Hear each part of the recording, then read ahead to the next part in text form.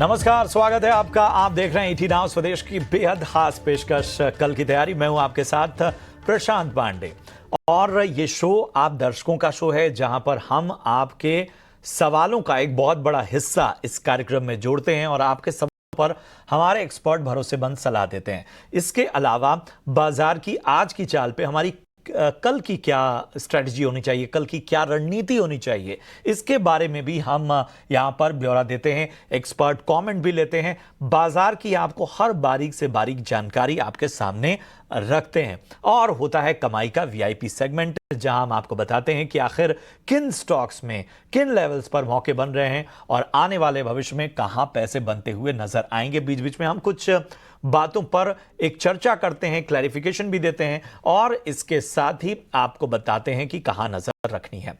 और इस शो में जुड़ने का बेहद आसान सा तरीका आपके स्क्रीन पर, ये जो व्हाट्सएप नंबर आपके स्क्रीन पर फ्लैश हो रहा है, इस व्हाट्सएप नंबर पर आप अपना सवाल हम तक पहुंचाइए, अपना और अपने शहर का नाम जरूर यहां पर लिखिए। इसके अलावा अगर आप सोशल मीडिया पर एक्टिव हैं, ट्विटर और फेसबुक पर जाइए, #KKT स्पेस अपना सवाल, और जब भी अपना सवाल यहां पर भी लिखिए तो अपना और अपने शहर का नाम जरूर लिखिए।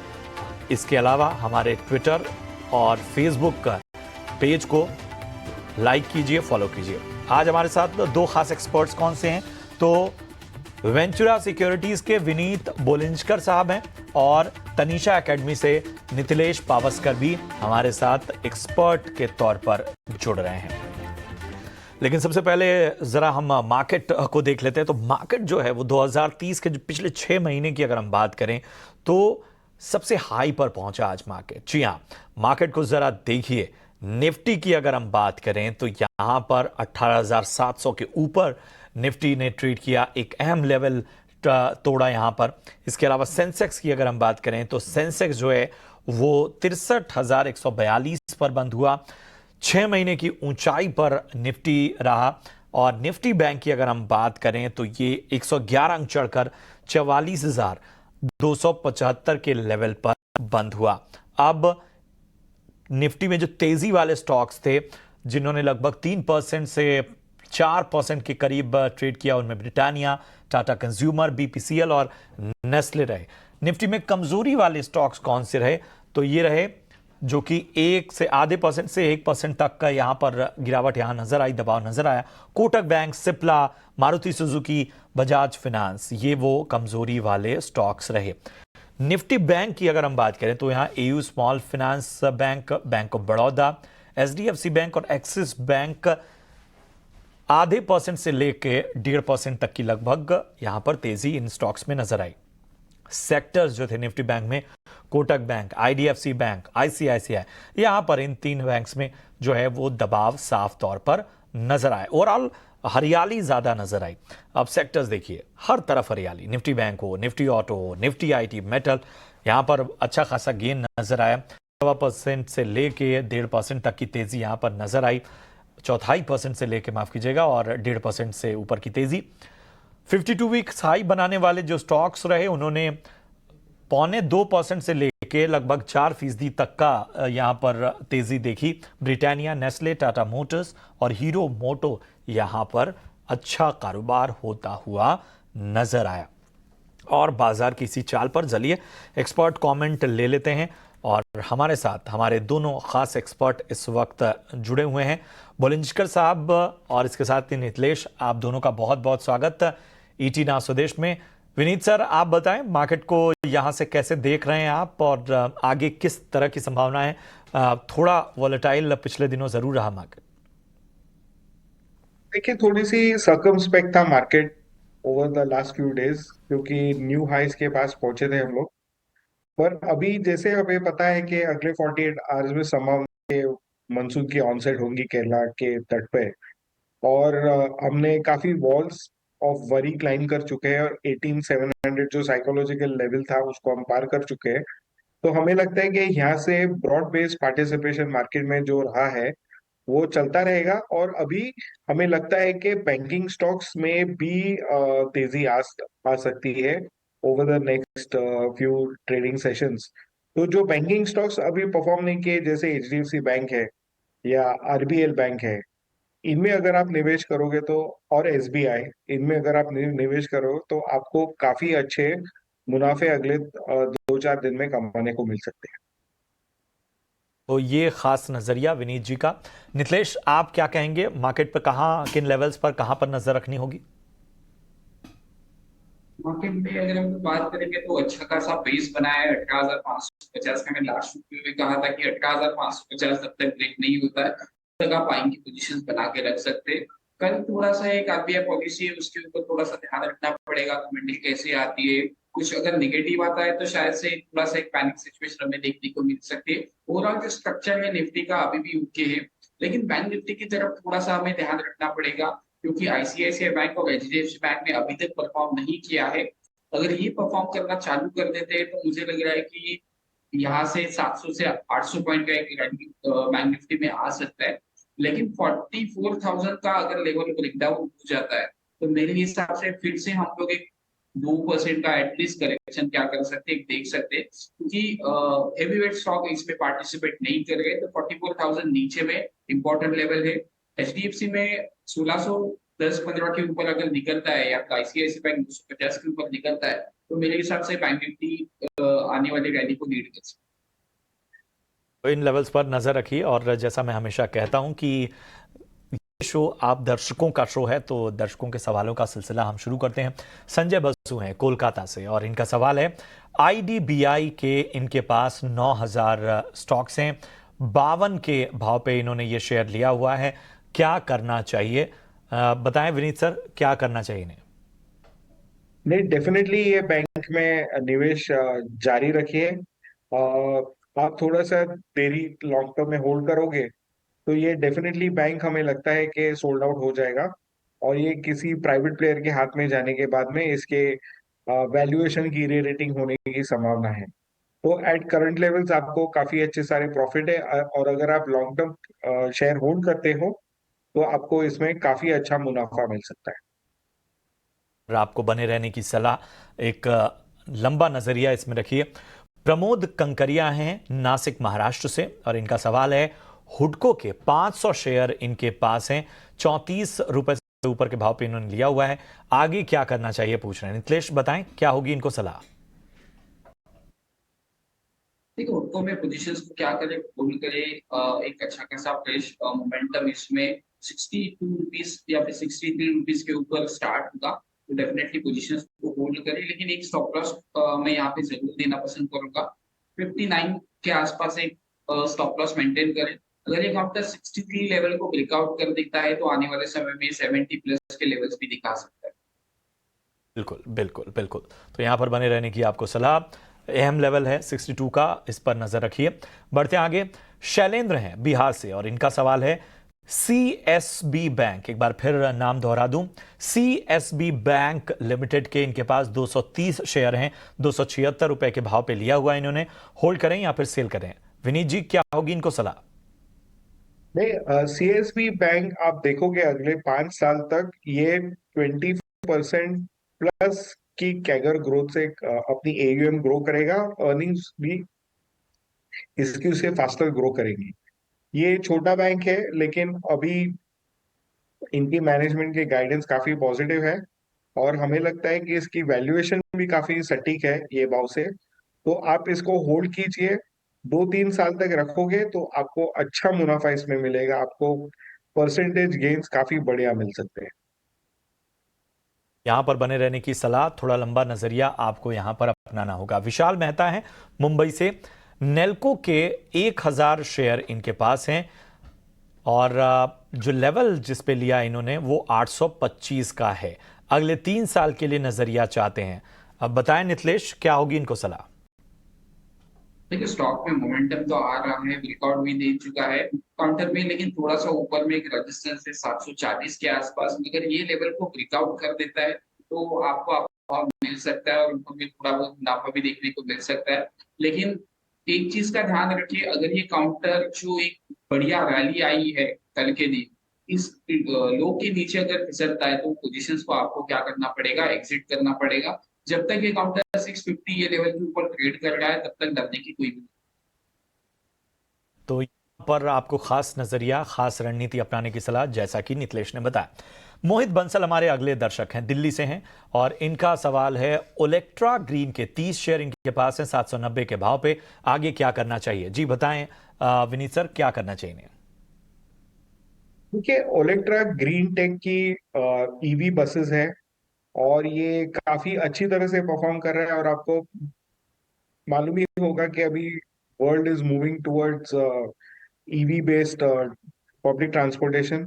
तो इनका परफॉर्मेंस अच्छा ही रहना चाहिए आगे जाके। और अगर आप होल्ड करें ये शेयर को तो आपको काफी अच्छा मुनाफा मिल सकता है, लेकिन आपको थोड़ा लॉन्ग टर्म के साथ होल्ड करना चाहिए। आपको 1200 के ऊपर के भाव देखने को मिलेंगे। ठीक है, तो यहाँ पर लॉन्ग टर्म के लिए होल्ड करिए, 1200 के ऊपर यहाँ पर भाव देखने को आने वाले वक्त में मिल सकते हैं। राहुल है दिल्ली से और इनका सवाल है, टेक महिंद्रा के 40 शेयर इनके पास हैं, 1485 के लेवल पर लिया है, क्या करना चाहिए? नितलेश बताएं। टेक महिंद्रा या फिर थोड़ा सा आईटी में अभी भी थोड़ा सा पेन है, एक दो दिन का रैली आता है, फिर उसके बाद थोड़ा सा मोमेंटम इसमें स्लो हो जाता है। एक चीज का ध्यान रखें, ऊपर की आपकी बाइंग है, जिस दिन भी ये काउंटर 1300 1130 से लेके 1150 इस रेंज में कंसोलिडेशन करके अगर ये ब्रेकआउट दे देता है, तो वहां पे आपको क्वांटिटी क्या करना पड़ेगा, लेना पड़ेगा और बढ़िया ब्रेकआउट हमें देखने को मिल सकता है। वीकली चार्ट के ऊपर काफी बड़ा कंसोलिडेशन हो रहा है। अगर ये ब्रेकआउट आता है तो आने वाले समय में ये लेवल आपको 1250 से लेके 1300 ये लेवल देखने को मिल सकते हैं। लेकिन नीचे में उसी के साथ 1050 ये लेवल भी इंपॉर्टेंट है। इसको अगर मार्केट ब्रेक डाउन कर देता है तो एक बार के लिए पोजीशन से हल्के हो जाए, फिर नीचे में हम लोग लोअर लेवल के ऊपर एक्यूमुलेट करने की कोशिश। ठीक है, तो यहाँ पर भी आपको खास रणनीति अपनाने की सलाह मिलती हुई नितलेश से। अरुण रावत हैं उत्तराखंड से और इनके पास अशोक लेलैंड के 500 शेयर हैं, 145 के भाव पे इन्होंने लिया हुआ है, अगले 3 महीने के लिए नजरिया चाहते हैं। विनीत जी, क्या करना चाहिए? 3 महीने का नजरिया इनके पास। लगता है कि होल्ड करें, लेकिन अगर आप इससे बेहतर परफॉर्मेंस चाहिए तो आप मारुति के शेयर ले सकते हैं। हमें लगता है कि मारुति को यहाँ से ज्यादा रिटर्न दे सकता है अशोक लेलैंड की संभावना। तो यहाँ पर मारुति सुजुकी जो है वो ज़्यादा बेहतर ऑप्शन आपके लिए हो सकता है। राधा कृष्णन है चेन्नई से और इनका सवाल है, एबी कैपिटल के 240 स्टॉक्स इनके पास हैं, 132 के भाव पे इन्होंने लिया है, होल्ड करें या फिर सेल करें? नितलेश बताएं, क्या करना चाहिए इन्हें? देखिए, स्टॉक मोमेंटम में चल रहा है, डेफिनेटली होल्ड करना चाहिए। 168 रुपीज का स्टॉप लॉस लगा ले। 177 अगर ये क्रॉस कर देता है तो मुझे लग रहा है आने वाले समय में 5 से 7% का एक मूवमेंट इसमें हम लोग देख सकते हैं। लेकिन 168 का स्ट्रिक्टली स्टॉप लॉस मेंटेन करें, ऊपर में 177 का ब्रेकआउट का वेट करें, यहाँ से एक मोमेंटम आ सकता है। ठीक है, अमित हैं दिल्ली से, इंडस टावर के 283 शेयर इनके पास हैं, 159 के भाव पे इन्होंने ये स्टॉक लिया हुआ है और फिलहाल थोड़ा सा नुकसान है इन्हें, आगे के लिए नजरिया चाहते हैं। विनीत जी बताएं। इंडस टावर्स में प्रॉब्लम ये है कि अभी दो ही प्लेयर है और इनका पर टावर जो कंटेंट है वो कम होता जा रहा है। तो हमें लगता है कि आपको जैसे ही आपका भाव आ जाए, कॉस्ट टू कॉस्ट निकल जाए, या इससे बेहतर ऐसा रहेगा कि आप इंडस टावर बेच के आप भारती एयरटेल ले लो या रिलायंस के शेयर ले लो। जब भी रिलायंस की जियो लिस्टिंग होगी, आपको उसमें काफी अच्छे गेन्स मिलेंगे इस सेक्टर। यहां पर आपको बेहतर ऑप्शन सुझाते हुए विनीत जी बढ़ते हैं आगे। राकेश तिवारी कानपुर उत्तर प्रदेश से, आरबीएल बैंक के 500 शेयर इनके पास हैं, 161 रुपए के करीब इन्होंने भाव पे लिया हुआ है, अगले 6 महीने का नजरिया है इनका। नितेश देखें, बताएं क्या इनको सलाह होगी आपकी ओर से? देखो, आरबीएल बैंक ने परफॉर्म नहीं किया है, लेकिन एक डेली चार्ट के ऊपर, वीकली चार्ट के ऊपर एक कैंडल पैटर्न का ब्रेकआउट हमें देखने को मिलेगा। थोड़ा सा ये 180 के आसपास रुक सकता है, लेकिन इसको अगर ये क्रॉस कर देता है तो मेरे हिसाब से 205 से लेके 210 ये लेवल भी स्टॉक दिखा सकता है। लेकिन नीचे में एक लेवल का ध्यान जरूर रखें, 165 ये अगर ब्रेक डाउन कर देता है तो थोड़ा सा इसमें एक डाउनसाइड मोमेंटम देखने को मिल सकता है। अगर आपको बैंकिंग में देखना ही है तो आईडीएफसी फर्स्ट बैंक पर नजर रखिए। जितना भी इसमें थोड़ा बहुत फॉल देखने को मिलेगा, 60 से लेके 65 इस रेंज पे अगर मिलता है तो थोड़ा थोड़ा करके आप इसमें एक्यूमुलेट भी कर सकते हैं। ठीक है, ठीक है, तो यहाँ पर जो है वो आपको खास सलाह मिलती हुई, खास रणनीति यहाँ पर बनाने की आपको एडवाइस मिलती हुई।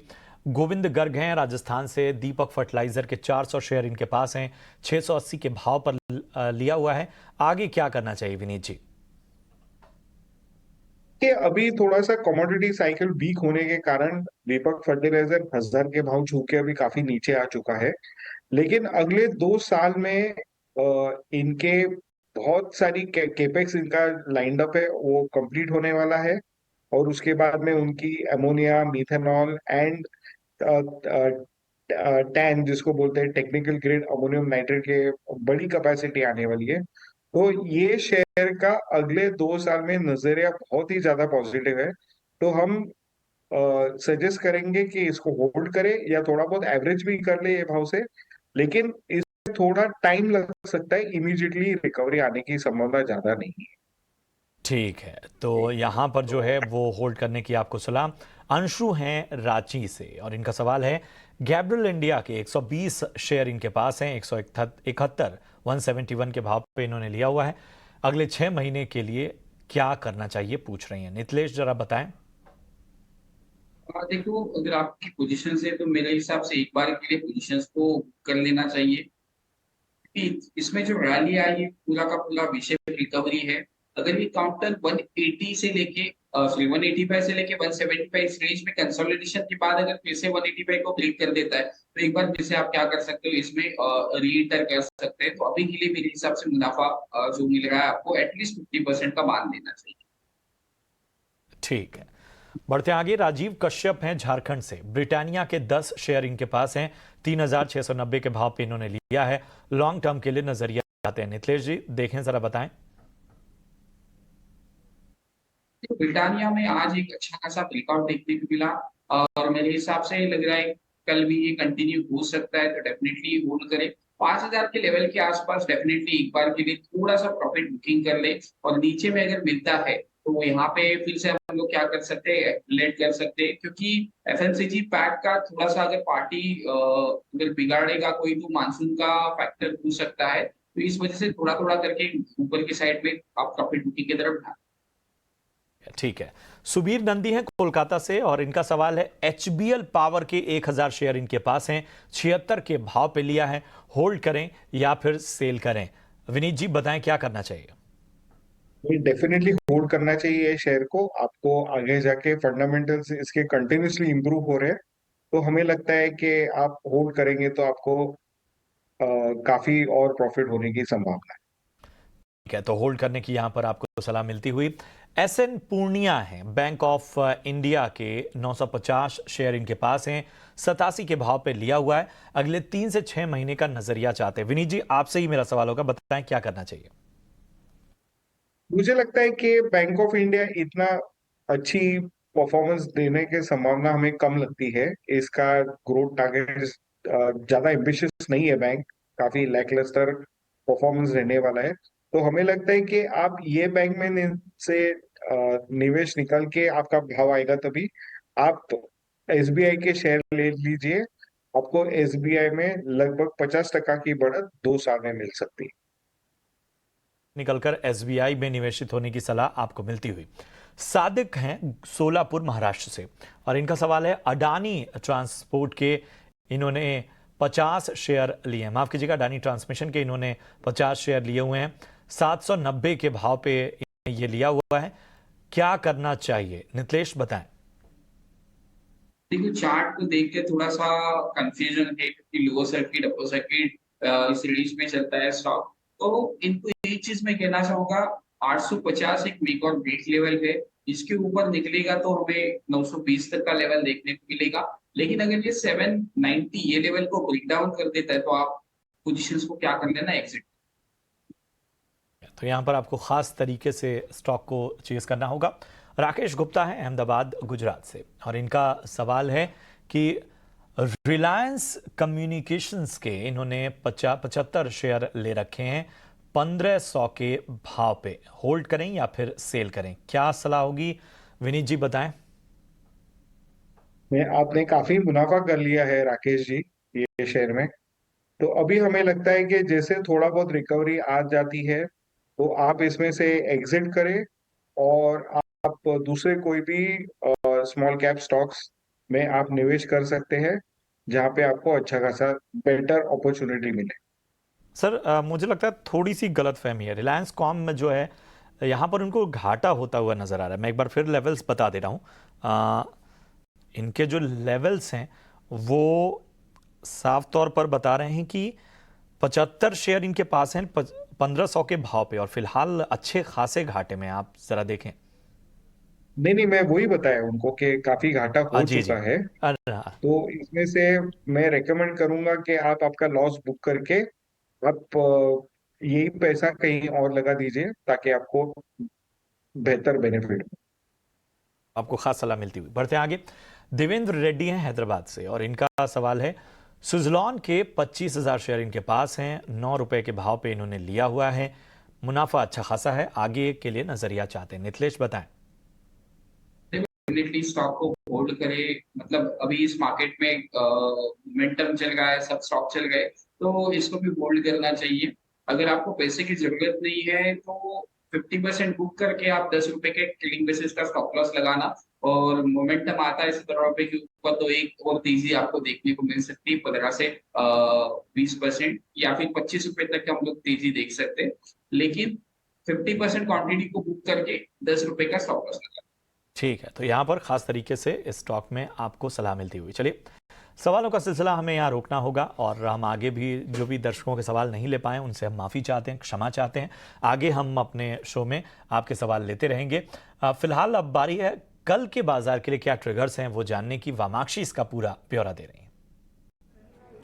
जी बिल्कुल, शुरुआत करते हैं हम कुछ इंपॉर्टेंट इकोनॉमिक क्यूज़ के साथ। तो कल हमारी नज़र होगी सबसे इंपॉर्टेंट जो इकोनॉमिक क्यू है डोमेस्टिक फ्रंट पर, वो है आरबीआई एमपीसी मीटिंग के जो रेट डिसीजन है। क्या आरबीआई ये रेट को बढ़ाएगी, घटाएगी या सेम लेवल पर रखेगी, ये जो निर्णय होगा इस पर हमारी नज़र ज़रूर होगी। इसके अलावा यूएस की तरफ से आने वाले इनिशियल जॉबलेस क्लेम्स और यूरोजोन का जीडीपी डेटा भी कुछ इंपॉर्टेंट पैरामीटर्स हैं जो हमारे रेडार पर रहेंगे।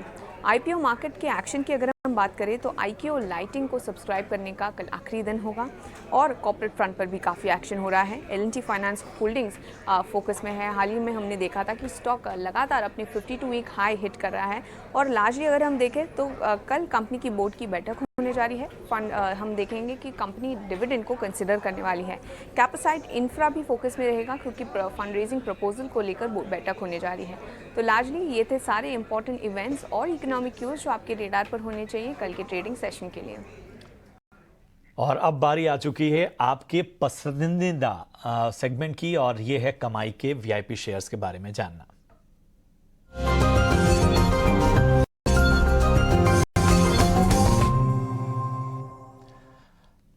तो सबसे पहले विनीत जी, मैं आपके पास आना चाहूंगा। बताएं आज आपके पिटारे में क्या है।